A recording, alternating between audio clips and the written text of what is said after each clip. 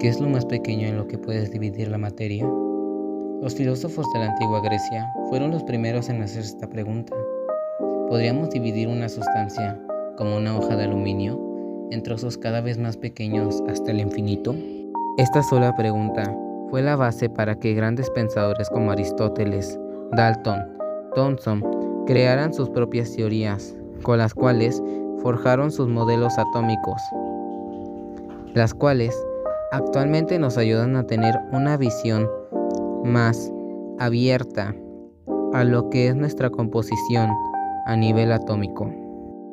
Hace más de 2000 años, Leucipo propuso que si dividíamos la materia una y otra vez, eventualmente llegaríamos a una partícula tan pequeña que ya no podría dividirse. Su discípulo Demócrito llamó a esta partícula átomo, que significa indivisible en griego.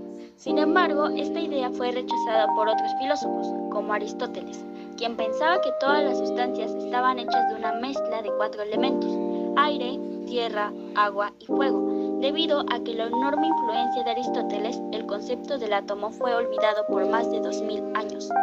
La idea del átomo no resurgió hasta el siglo XIX, con el científico británico John Dalton. Él propuso una teoría atómica que revivió la noción de que la materia está compuesta por partículas invisibles. Dalton planteó que los átomos de un mismo elemento son idénticos, mientras que los elementos diferentes tienen distinta masa y propiedades. También afirmó que los átomos se combinan en proporciones sencillas para formar compuestos y que simplemente se reacomodan durante una reacción química. El modelo atómico de Thomson, que fue propuesto a finales del siglo XIX, representó un avance significativo en la comprensión de la estructura del átomo. Aunque eventualmente fue superado por modelos más precisos, el modelo de Thomson fue crucial para establecer que el átomo no era indivisible y contenía partículas subatómicas. El descubrimiento clave que llevó a Thomson a proponer su modelo fue el electrón.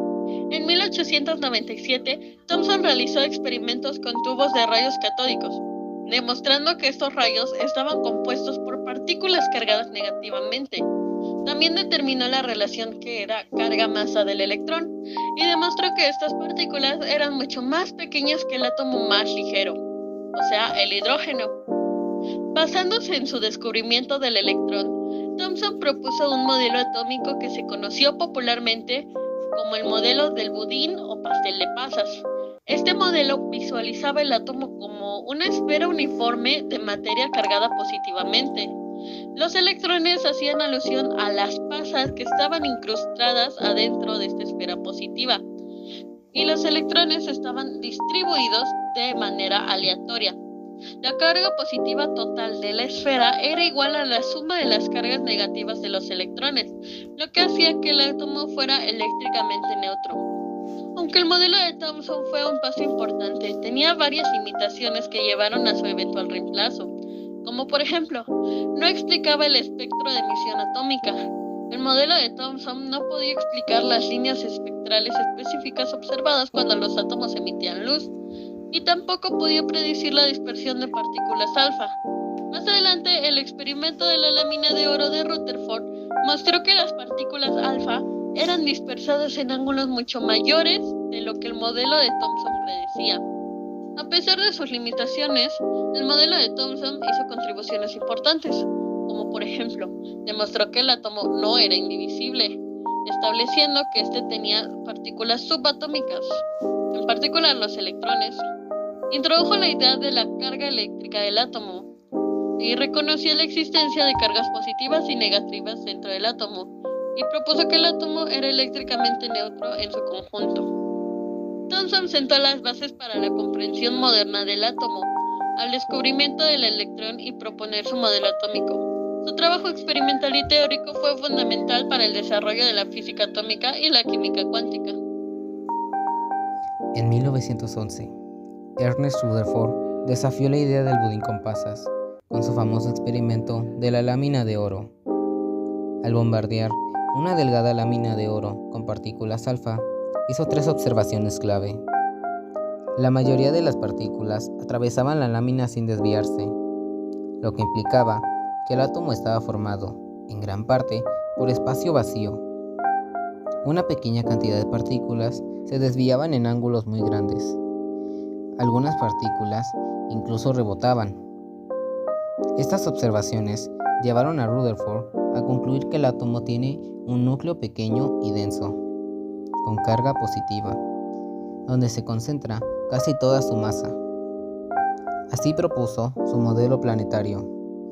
Los electrones giran en órbitas alrededor de un núcleo, de forma similar a como los planetas orbitan alrededor del Sol. Sin embargo, este modelo no podía explicar por qué los electrones no perdían energía y caían en espiral hacia el núcleo. Es por eso que años más tarde, Niels Bohr, con sus propios experimentos, creó su propio modelo atómico, con el que buscaba responder las incógnitas que había dejado el inconcluso modelo de Ernest Rutherford.